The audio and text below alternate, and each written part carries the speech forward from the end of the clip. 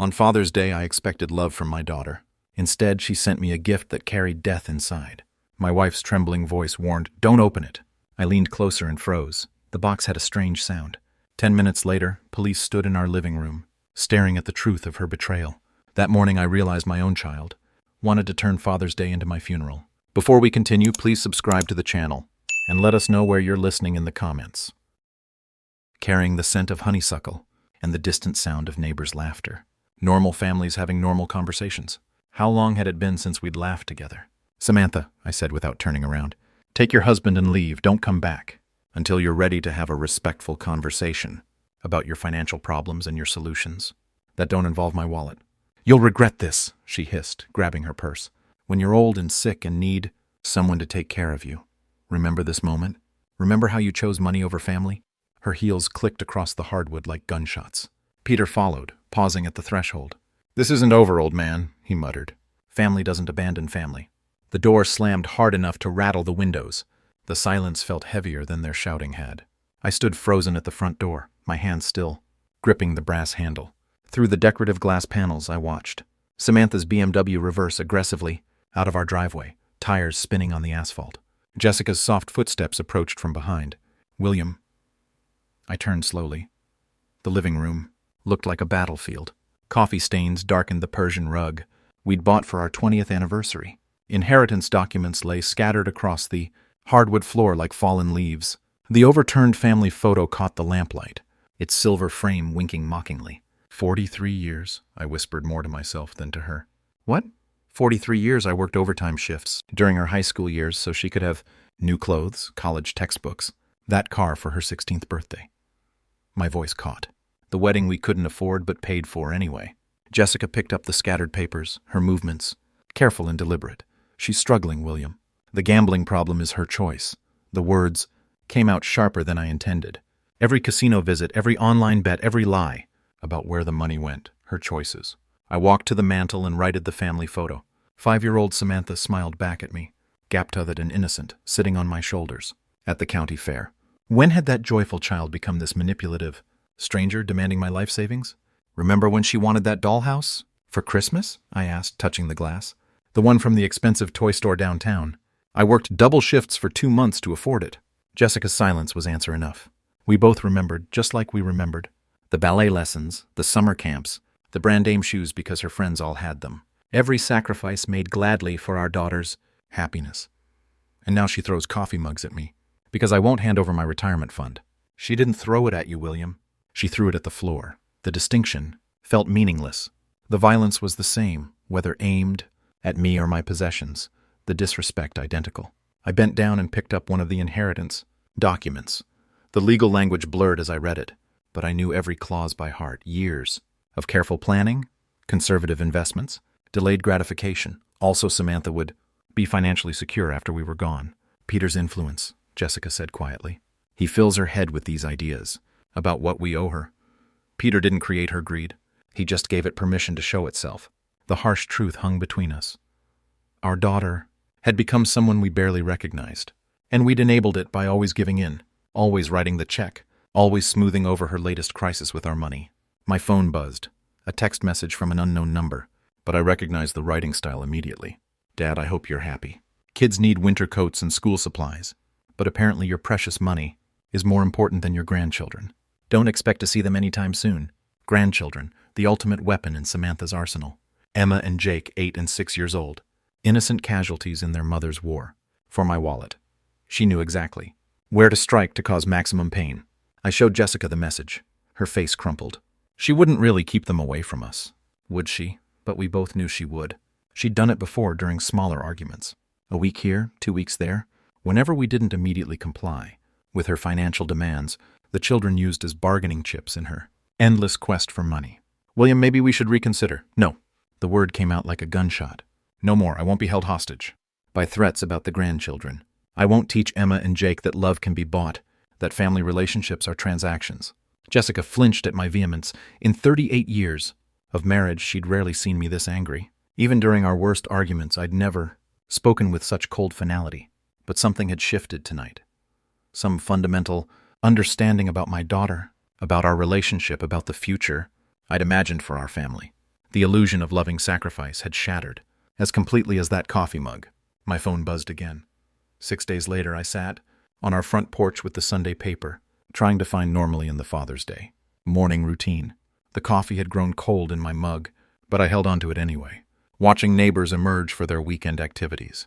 The Hendersons were loading their car for what looked like a family outing. The Patels were working in their garden, their laughter carrying across the quiet, suburban street. Jessica moved around inside the kitchen, the soft clatter of breakfast dishes drifting through the open window. We'd spent the week in careful conversation, dancing around the Samantha-shaped hole. In our family dynamic, neither of us had heard from her since that night. No calls, no texts, no surprise visits, demanding money or reconciliation. The silence felt unnatural. In 3 years of financial crisis, Samantha had never gone this long without contact. Usually by day 3 she'd be calling, with apologies and smaller requests, testing the waters before launching into her next major plea for money. But this was different. The completeness of the silence felt deliberate, calculated, almost like the calm before a storm. Part of me felt relieved, part of me worried. The rumble of a delivery truck broke through my thoughts. I looked up from the sports section to see a brown UPS vehicle slowing in front of our house. Strange, we weren't expecting anything, and Sunday deliveries were rare unless someone paid extra for weekend service. The driver hopped out, consulted his handheld device, then grabbed a medium-sized box from the back. He approached with the professional efficiency of someone working holiday overtime. "William Carr, that's me. Happy Father's Day," he said, offering the package. In his electronic clipboard, "Someone must think highly of you to pay for Sunday delivery." I signed my name, studying the shipping label, as he walked away. No return address visible, just generic shipping information. The box felt surprisingly light for its size, roughly the dimensions of a shoebox, but weighing maybe 2 pounds at most. "Who's that from?" Jessica called, from the kitchen doorway, wiping her hands on a dish towel. "No idea." I carried the package inside, setting it on the coffee table, where inheritance documents had scattered just 6 days earlier. "No return address." She approached, her expression curious but cautious. Jessica had always been more suspicious of unexpected deliveries than I was. Too many years of hearing about package bombs and mail fraud on the evening news. "Maybe it's from the grandchildren," she suggested, but her tone lacked conviction. "Emma did ask about Father's Day when we saw them, last month, before Samantha had weaponized them, before the threats and ultimatums." I pushed those thoughts away. "Could be," I agreed, though something felt off. The timing seemed too convenient, too calculated, and Emma wouldn't have paid for special Sunday delivery. Jessica leaned closer, examining the box with the methodical attention she brought to everything. Her fingers traced the edges of the shipping label. "William," she said slowly, "don't open it." "Why?" She pointed to something I'd missed entirely. "In my casual handling. Can't you see the holes? They're for breathing, which means something alive is inside." My stomach dropped. Now that she'd pointed them out, I could see tiny punctures in the cardboard, barely visible unless you knew to look. Small, precise holes made on purpose. "Breathing holes," I repeated, my voice flat. "Something's alive in there," Jessica confirmed, backing away from the coffee table. "The question is what?" We stood in our living room staring at the innocent-looking package, as if it might suddenly sprout legs and run away. The morning sunlight streaming through our windows seemed less warm now, the suburban quiet more ominous. "Who would send us something alive?" Jessica whispered. But even as she asked, I felt a cold certainty settling in my chest. The timing, the anonymous sender, the Sunday delivery that ensured we'd be home, and unsuspecting. This wasn't a gift. This was something else entirely. From inside the box came the faintest sound, a soft rustling that made us both freeze. The sound stopped as quickly as it started, leaving us in tense silence. Jessica grabbed my arm, her fingernails digging in. "Did you hear that?" she breathed. I nodded, unable to trust my voice. Whatever was in that box was very much alive, and it was waking up. A soft hissing sound emerged from the cardboard, barely audible but unmistakably real. We both froze, staring at the package, as if it might explode at any moment. The sound stopped. Silence stretched between us, like a held breath. Then it came again, longer this time. A distinct hiss that sent ice through my veins. Jessica's grip on my arm tightened until her nails bit through the fabric of my shirt. "William," she whispered, her voice barely a breath. "Call someone now." My hands shook as I pulled out my phone, muscle memory taking over, while my mind struggled to process what we were facing. The numbers felt foreign under my trembling fingers. "What's your emergency?" 911. "We have a suspicious package here, with something alive inside." The words tumbled out faster than I intended. It was delivered this morning with no return address, and it's making sounds. Sir, can you describe the sounds you're hearing? I glanced at Jessica, who nodded encouragingly. The hissing had stopped again, but we both knew it would return. Hissing? I said. I couldn't finish the sentence. Like a snake. The thought felt too dangerous to voice aloud. Are there any visible threats or damage to the package? No visible damage, huh? But there are small holes punched in the cardboard. Breathing holes. My voice cracked on the words. Sir, I am dispatching officers to your location immediately. Please maintain a safe distance from the package, and do not attempt to open it. Can you move to another room? We're about 6 feet away in our living room. Should we leave the house? Stay inside, but keep your distance. Officers should arrive within 10 minutes. Do not touch or move the package. The line went quiet except for the dispatcher's typing. 10 minutes felt like an eternity. With something dangerous sitting on our table, growing more active each moment. Who could have done this, William? Jessica asked once I'd hung up, the question I'd been dreading. The answer felt obvious, but saying it out loud would make it real. Would acknowledge that our daughter had crossed a line I'd never imagined possible. I'm afraid to guess, I admitted. But my mind was already there, connecting dots I didn't want to see. The timing on Father's Day wasn't coincidental. The anonymous sender who knew our address, our schedules, our vulnerabilities. Someone angry enough about our recent argument to plan something this elaborate, this cruel. Another sound from the box made us both step backward, not just hissing this time, but a rustling that suggested movement, something shifting inside the confined space. The argument, Jessica said quietly, 6 days ago. She was so angry when she left. She didn't need to say Samantha's name. We were both thinking it, both arriving at the same horrible conclusion through different paths of dread. But this, I gestured at the package. This isn't anger, this is something else. Revenge. The word hung unspoken between us. Too ugly to voice, but impossible to ignore. Our daughter, the child we'd raised and supported, had sent us something designed to frighten or harm us. The box rustled again, more insistently this time. Whatever was inside was definitely awake now, probably confused by its surroundings, possibly agitated by our voices and movement. What kind of person does this? To their own parents? Jessica's voice broke. Someone desperate, I said, though the words felt inadequate. Someone who thinks they've been wronged, but deep down I knew it was more than desperation. This required planning, calculation, a level of malice that spoke to something broken. Samantha hadn't just lashed out in anger. She'd crafted a deliberate act of psychological warfare. The sound of car doors slamming outside made us both jump. Through the front window I could see a police cruiser in our driveway. 2 officers walking toward our door, with the purposeful stride of people trained to handle dangerous situations. Relief flooded through me so quickly. It made my knees weak. Professional help had arrived. Soon, whatever nightmare lurked in that innocent-looking package would be someone else's responsibility to handle safely. The doorbell rang, sharp and authoritative, in the tense quiet of our home. I opened the door before Officer Todd Reeves could knock a second time. His presence filled the doorframe, tall, solidly built, with the practiced alertness of someone who'd handled domestic emergencies. The nameplate on his uniform read T. Reeves.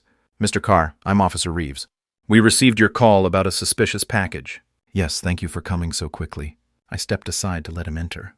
It's in the living room. He wiped his boots on our welcome mat before crossing the threshold. Jessica appeared, in the hallway, still wearing her apron, hands twisted nervously. Officer, we're just so grateful you're here. We didn't know what else to do. You did exactly the right thing, ma'am. His voice carried calm authority. Can you show me the package? We led him to the living room, where the box sat on our coffee table, looking smaller now that professional help had arrived. Officer Reeves approached carefully, pulling latex gloves from his utility belt. When did this arrive? About 35 minutes ago, I said. Sunday delivery. Someone paid extra for weekend service. He examined the shipping label, without touching the box. No return address visible. And you heard sounds coming from inside. Hissing? Jessica said quietly. She couldn't finish. Like a snake, Officer Reeves completed, matter-of-factly. I've handled similar situations before. Usually non-venomous, but we take every precaution. He reached for his radio. I'm calling Animal Control. They have proper equipment for safe removal. Dispatch, this is Unit 47 requesting Animal Control. Services at 1247 Maple Street. Suspected snake delivery in residential package. The radio crackled back with confirmation. 20 minutes for Animal Control to respond. Officer Reeves turned back to us, shifting from procedural efficiency to investigative curiosity. Do you have any idea who might have sent this? The question I'd been dreading.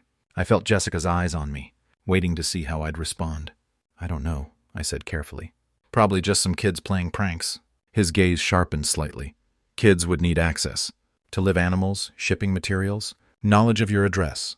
This required planning and resources. My mouth went dry. He was right.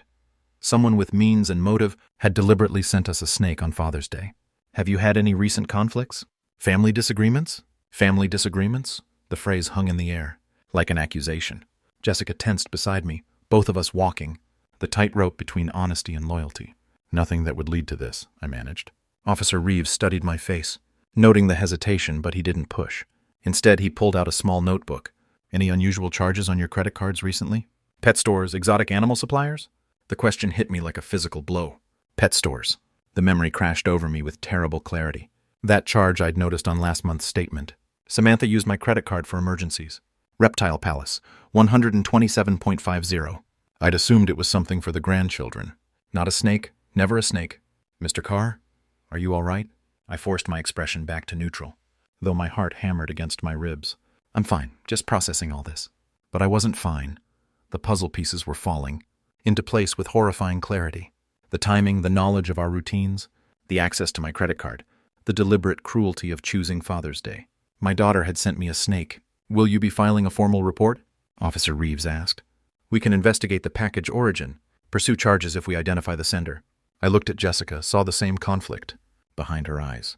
Part of me wanted justice, but the larger part, the part that had spent 34 years protecting Samantha despite her flaws, couldn't turn her over to police. No, I said quietly. I don't want to make a mountain out of a molehill. If it's just a prank, filing charges seems excessive. Officer Reeves made a note, though his expression suggested he'd heard this before. Family loyalty trumping justice. Even when family members crossed dangerous lines. Another vehicle pulled into our driveway. Through the window, I could see a white van with Animal Control Services painted on the side. That'll be Mike Johnson, Officer Reeves said. Best wildlife specialist in the county. He'll have this resolved safely within the hour. But as I watched the animal control officer grab his equipment, I knew the real situation was just beginning. Mike Johnson from Animal Control worked with the methodical efficiency of someone who'd handled stranger situations than ours. Within 20 minutes, he'd safely extracted a 3-foot corn snake from the shipping box, confirmed it was non-venomous, and loaded it into a secure carrier for transport to a local reptile rescue. Beautiful specimen, he said, securing the carrier in his van. Someone paid good money for this one. Corn snakes make excellent pets when properly cared for. Shame someone used it for whatever this was. Officer Reeves shook hands with both of us before departing. Call if you remember anything else. About possible senders, Mr. Carr. Even pranks like this can escalate, if left unchecked. I nodded, maintaining the facade of cooperation, while my mind churned with darker possibilities. Both vehicles disappeared down our quiet, suburban street, leaving Jessica and me alone, with the morning's aftermath. The living room felt different now, violated somehow, despite the professional cleanup. The coffee table bore faint water stains, where Mike had disinfected the surface. The scattered inheritance documents had been restacked neatly, but their symbolic power had shifted. They were no longer tools of family planning, but evidence of the betrayal that had triggered this morning's events. Jessica busied herself in the kitchen, running water in the sink with unnecessary vigor. Stress cleaning, her standard response to family crisis. I stood at the front window, watching the Hendersons return. From their Father's Day outing, their car loaded with picnic gear and children's laughter. Normal families, normal Sunday mornings, normal fathers who didn't receive venomous surprises from their daughters. The credit card charge burned in my memory, like a brand. Reptile Palace, 127.50. 3 weeks ago, right after our argument about the inheritance. Perfect timing for planning revenge. My phone felt heavy in my hand as I scrolled to Samantha's contact information. Her smiling photo looked back at me, a picture from Emma's birthday party last year, before the financial demands escalated, before the threats about grandchildren access, before this morning's snake delivery. Are you really going to call her? Jessica asked quietly from the kitchen doorway. I need to know for certain. And if she admits it? The question hung between us like a challenge. What would I do if my suspicions were confirmed? What action could a father take against a daughter who'd crossed such a fundamental line? I didn't have an answer yet, but I knew the conversation was necessary. The phone rang twice before she picked up. Dad, Samantha's voice carried artificial brightness, the tone she used when she wanted something, or was hiding something. How's your Father's Day going? My grip tightened on the phone. How's my Father's Day going? If she was innocent, the question was natural. If she was guilty, it was cruel mockery. Interesting morning, actually. I kept my voice neutral, conversational. Samantha, you wouldn't happen to know anything about a strange Father's Day gift. No, Dad, what happened? Her response came quickly, almost too quickly. But it was what happened next that confirmed my worst suspicions. In the background, unmistakably, I heard Peter's quiet laughter, not the surprised chuckle of someone hearing unexpected news, but the satisfied snicker of someone who thought they'd gotten away with something clever. The sound hit me like a physical blow. All doubt vanished in that moment of careless amusement. My daughter had sent me a snake, and her husband found it entertaining. Just some confusion with the delivery, I said, fighting to keep my voice steady. Nothing important. I should let you go. Are you sure everything's okay? You sound strange.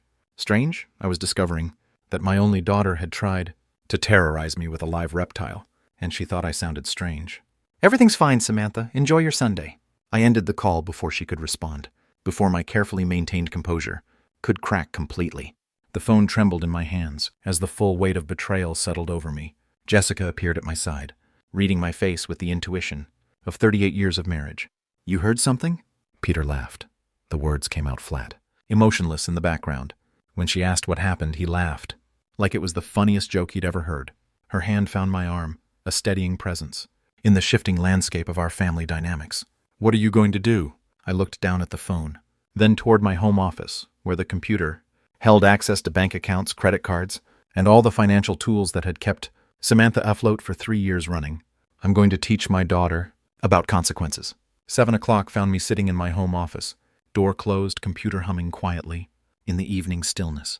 I'd spent the afternoon in careful thought, walking through our neighborhood, reviewing 30 years of financial decisions that had brought us to this moment.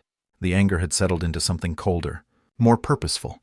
My desk held the accumulated evidence of a father's generosity.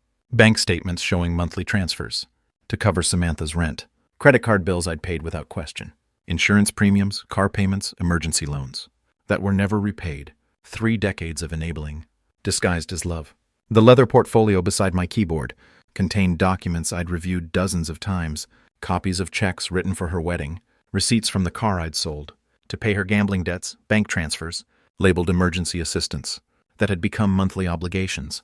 Each piece of paper told the same story, of a daughter who had learned to see her father as an endless source of money rather than guidance. Glowed as I navigated to our online banking portal. My fingers moved steadily across the keyboard, typing the familiar passwords I'd never shared with Samantha, though she'd managed to access plenty without them. First, the credit card account, the same one that showed the Reptile Palace charge from 3 weeks ago. Samantha appeared as an authorized user, a status I'd granted her during college, for emergencies. 20-year-old emergencies that had multiplied into a permanent lifestyle. I clicked on Manage Users. The system prompted me with security questions. My mother's maiden name, the street where I grew up. Simple answers that unlocked access to tools I should have used years ago. Remove authorized user, the screen asked, in neutral blue text. My cursor hovered over confirm for perhaps 10 seconds, not from hesitation, but from the profound shift I felt occurring within myself. 30 years I've funded your irresponsibility. Enough. I clicked. User access revoked. Changes will take effect within 1 business hour. Next came the PIN changes. Samantha had somehow learned the numbers, probably watching over my shoulder, during one of our many financial rescue missions. I selected new digits, the year Jessica and I were married. Numbers that meant something to our relationship, but nothing to our daughter's schemes. The automated payments required more attention. Monthly transfers to her checking account. The recurring payment for her car insurance. A subscription service for her gym membership that she'd convinced me was essential for her mental health. Each cancellation required confirmation, a digital paper trail of my decision to stop being her private bank. My hands remained steady throughout the process. No trembling, no hesitation. This wasn't cruelty, it was overdue accountability. I remembered the conversation last month, when she'd called, sobbing about the gambling debts, how she'd promised this was the last time, the final crisis I'd need to solve. I'd believed her, transferred another $5,000, and told Jessica we were helping our daughter learn responsibility. Instead, I'd been teaching her that consequences were optional. The final screen showed a summary of changes. Credit access removed, automatic payments canceled, PIN codes updated. The work of 30 years of enabling, undone in 30 minutes of methodical clicking. Save changes. Outside my office window, the suburban evening continued its peaceful rhythm. The Hendersons were grilling dinner in their backyard. Mrs. Patterson walked her small dog past our mailbox. Normal families living normal lives, probably not dealing with adult children who sent live snakes as Father's Day gifts. I clicked save, The confirmation appeared instantly. Account changes processed. Updated information will be available immediately. Leaning back in my leather desk chair, I felt something I hadn't experienced in years when it came to Samantha. Control. Not the desperate, reactive scrambling to fix her latest crisis, but the calm authority of a parent who'd finally remembered that love sometimes requires saying no. Tomorrow morning, she would discover that her financial safety net had been removed. Her credit card would be declined. Her automatic payments would bounce. Her assumed access to my resources would simply end. For the first time in decades, the consequences of her choices would be entirely her own responsibility. The phone on my desk remained silent, but I knew that wouldn't last long. Morning arrived with unusual peace. I sat at our kitchen table with coffee and the newspaper, watching sunlight filter through Jessica's herb garden on the windowsill. For the first time in years, I felt no anxiety about potential financial emergencies, no dread of manipulative phone calls. Jessica moved quietly around the kitchen, refilling my coffee cup with the comfortable efficiency of 38 years of shared mornings. She'd ask no questions about my evening in the office, but her slight smile suggested she understood perfectly what I'd accomplished. The phone rang at 8:15. Samantha's name appeared on the caller ID, exactly as expected. I let it ring twice more before answering, using those extra seconds to center myself. "Good morning, Samantha." "Dad, what have you done?" "My card isn't working." Her voice hit me like a physical assault, shrill with panic. "I tried to buy groceries and it was declined. The automatic payment for my car insurance bounced." "What is happening?" I took a sip of coffee before responding. "Samantha, I know you sent me that Father's Day gift." The silence stretched for several heartbeats. When she spoke again, her voice had shifted from panic to defensive fury. "You've lost your mind. How could you set me up like this?" "Set her up. Not what are you talking about? Or what Father's Day gift?" The woman who had sent me a snake was now accusing me of setting traps. Her reaction told me everything I needed to know. "I didn't do anything," I said calmly. "I simply stopped paying for your irresponsibility." "This is insane. You can't just cut me off without warning. I have bills, obligations, responsibilities." "Responsibilities." I let the word hang between us. "Like the responsibility to treat your parents with basic respect, like the responsibility to handle your own finances, instead of depending on mine." Jessica had stopped her morning routine to watch my face, reading my expressions for signs of stress, but I felt remarkably calm, almost detached from Samantha's hysteria. "Dad, please, you don't understand. Peter and I are struggling right now. The apartment rent is due and my car payment. Your car payment that I've been making for 2 years. Your apartment rent that comes out of my account every month. Perhaps it's time you understood what actual financial responsibility looks like." "Fine, you want to play games?" Her voice rose to a pitch that would have concerned me yesterday. "Don't expect to see your grandchildren anytime soon. Emma and Jake won't even remember you by the time—" "Samantha?" I cut her off with quiet firmness. Those threats stopped working yesterday morning. The phone went silent except for her rapid breathing. I could almost hear her recalibrating, searching for the manipulation tactic that had always worked before. "I can't believe you're doing this to me," she whispered, switching to the victim voice that had opened my wallet countless times. "I'm your daughter. I'm struggling. And instead of helping me, you're punishing me for something I didn't even do." Something she didn't even do. Still no direct denial. No confusion about what gift I'd referenced. Just the blanket deflection of someone who knew exactly what she'd done and was angry about facing consequences. "Your struggle is not my responsibility," I said. "Your choices created your situation.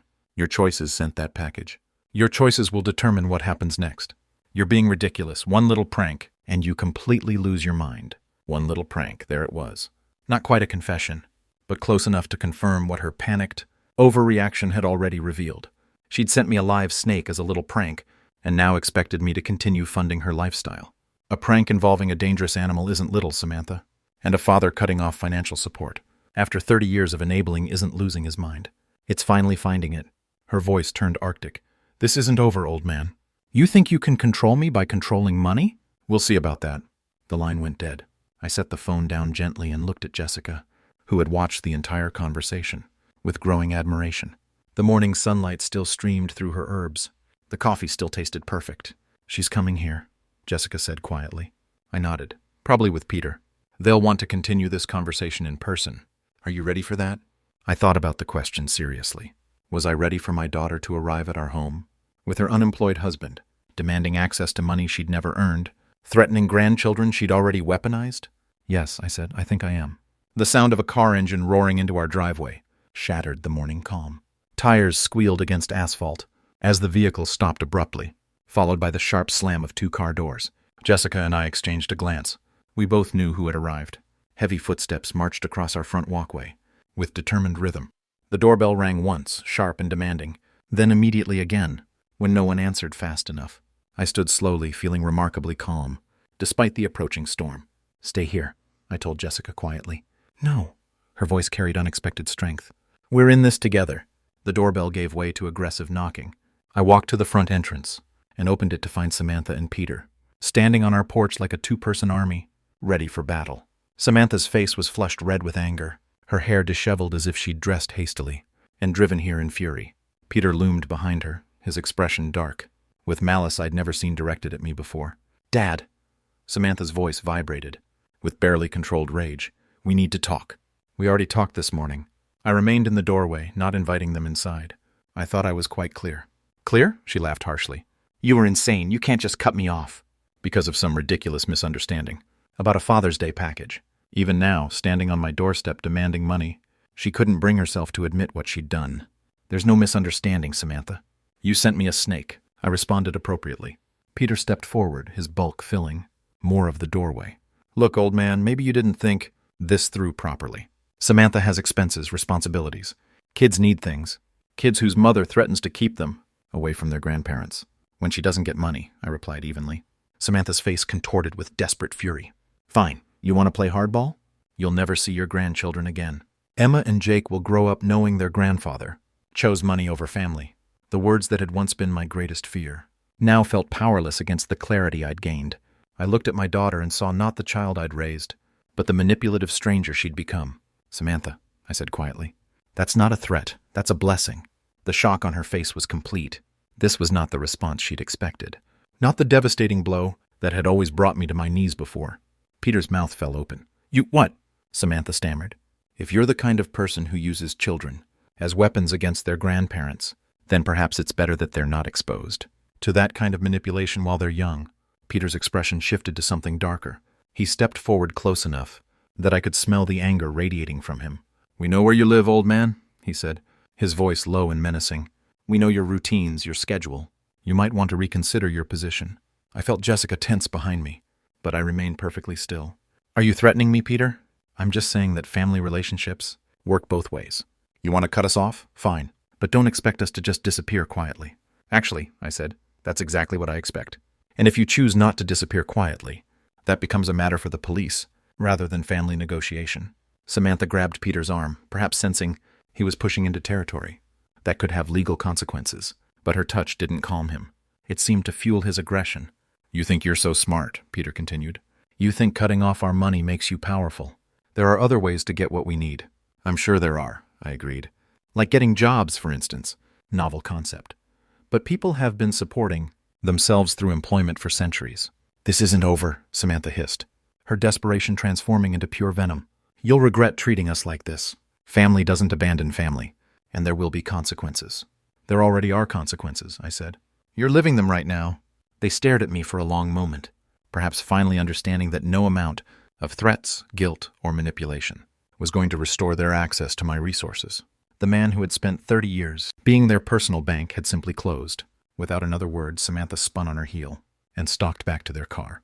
Peter followed, but not before giving me one last menacing look. I watched them drive away, their car engine revving unnecessarily loud. Only when their tail lights disappeared did I close the front door and turn to Jessica. Her face was pale, but her eyes held something I hadn't seen in years: pride. "We're going to need legal advice," I said. Evening brought the quiet normalcy that had become precious in our house. Jessica and I sat at our kitchen table after dinner, the domestic routine providing comfort after the morning's chaos. She sipped chamomile tea, while I nursed my second cup of coffee, both of us processing the day's events. The kitchen had always been our sanctuary for serious conversations. It was here we'd discussed buying the house, planned for retirement, talked through concerns about Samantha's early struggles with money. Now it served as the place where we contemplated the complete breakdown of our family relationship. "I keep thinking about when she was 8, Jessica said quietly.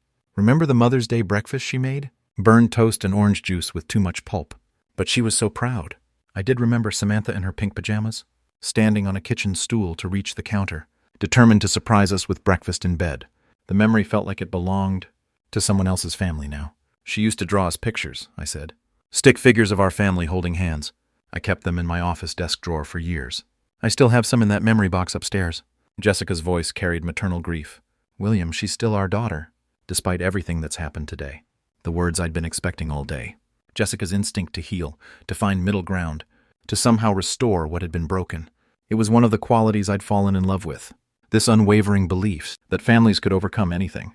Jess, I said gently. She crossed a line. I have one more step to take. Her teacup paused halfway to her lips. What kind of step? I looked at my wife's face, seeing the concern there. The hope that whatever I was planning might somehow bring our daughter back, instead of pushing her further away. How could I explain that bringing her back was no longer the goal? Something permanent, I said. Something that ensures this morning's scene never happens again. You're talking about changing the will. It wasn't a question.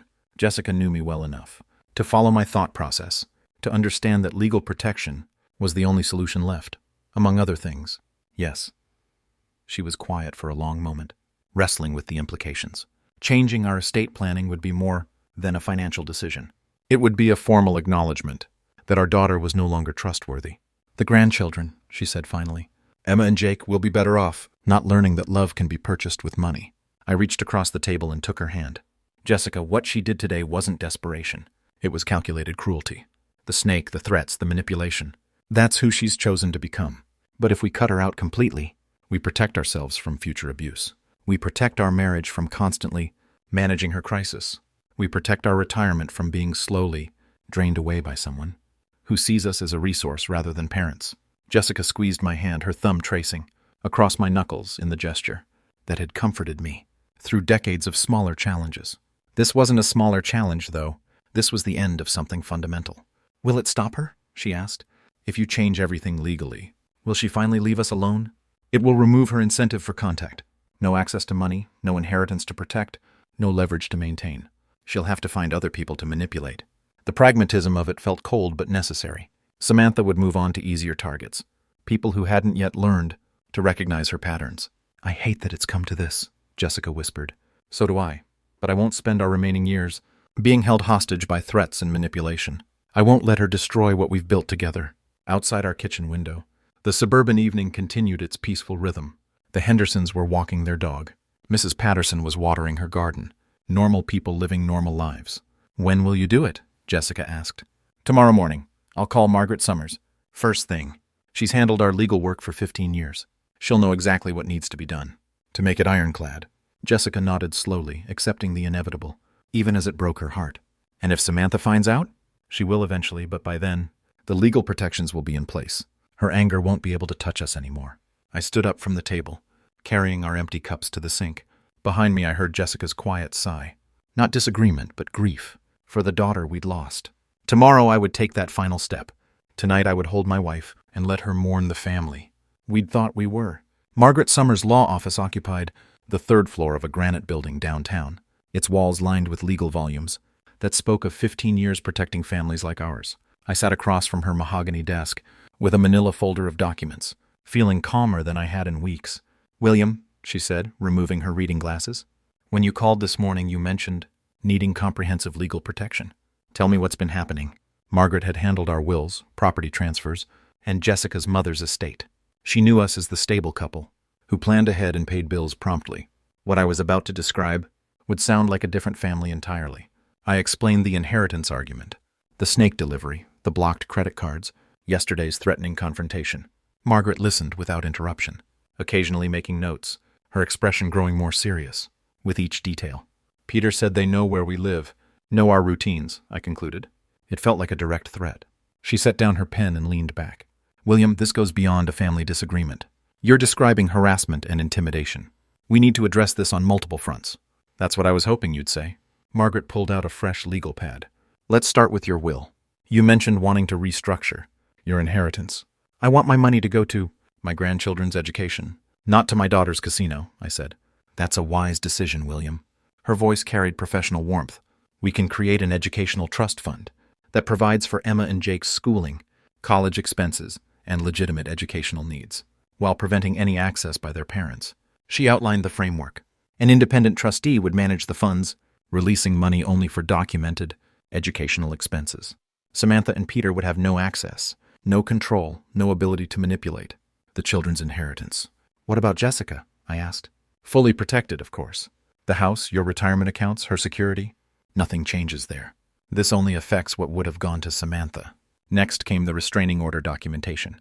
Margaret opened a new file and began systematically recording yesterday's confrontation, the threatening language, the escalating pattern that had culminated in actual intimidation. The snake incident is particularly concerning, she said, writing quickly. Using live animals to frighten elderly parents shows planning and malice that courts take seriously. How long does this process take? The will modifications can be finalized within the week. The restraining order can be filed today. Once it's granted, any contact from Samantha or Peter becomes a legal matter, rather than a family dispute. I felt something release in my chest, a tension I'd been carrying for months. The weight of being perpetually available for Samantha's crisis, of walking on eggshells, to avoid triggering her threats, of enabling destructive behavior. All of it was ending. There's one more thing, Margaret said. Based on what you've described, I recommend documenting everything for potential future legal action. Keep records of any attempts to contact you, any violations, any attempts to involve the grandchildren. You think it will get worse before it gets better. People who use manipulation and threats don't usually accept boundaries gracefully. When Samantha discovers she's been cut out of your will and served with a restraining order, her reaction may be significant, but that no longer frightened me. With legal protections in place, her anger would be directed at a system designed to handle such behavior, not at two elderly parents trying to enjoy their retirement. Margaret's assistant brought in the prepared documents. As I signed my name to each page, I felt the satisfying finality of decisions made and implemented. 30 years of financial enabling was officially ending. Our home would be legally protected from harassment. The restraining order should be approved by end of business today, Margaret said. Court officers will serve both Samantha and Peter by tomorrow morning. After that, any contact with you or Jessica becomes a criminal matter. I stood to leave, shaking hands with the woman who had just helped me reclaim control of my own life. Outside her office windows, the city continued its normal rhythm. William? Margaret called as I reached her door. You've made the right choices. Your family's safety and security come first. I nodded, tucking the folder under my arm. Tomorrow morning, Samantha would discover that manipulation was no longer an option. Tonight, Jessica and I would sleep peacefully, knowing the law was finally on our side. 2 days passed in the most peaceful quiet I'd experienced in years.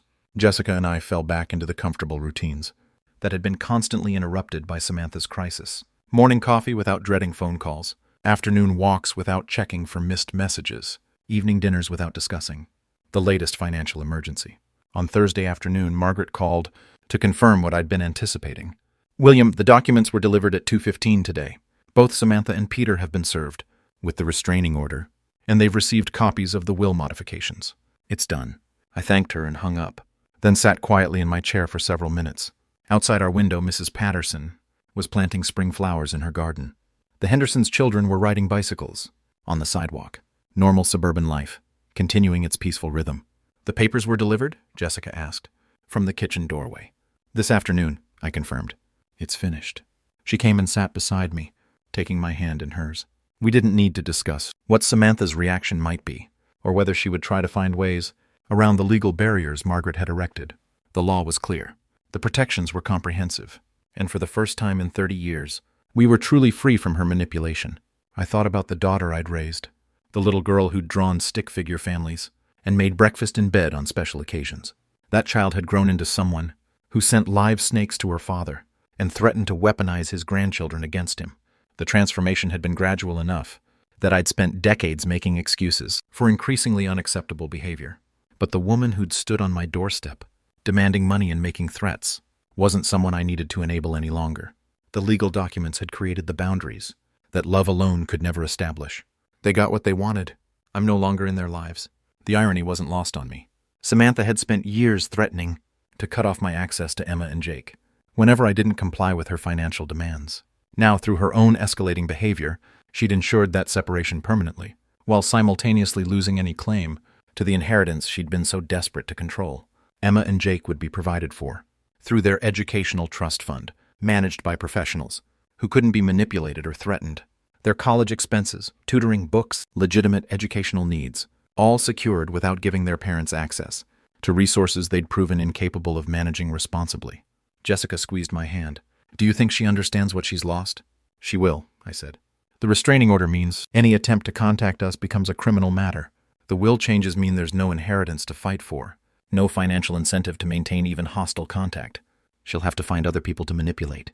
And if she violates the restraining order, then it becomes the police department's problem, not ours.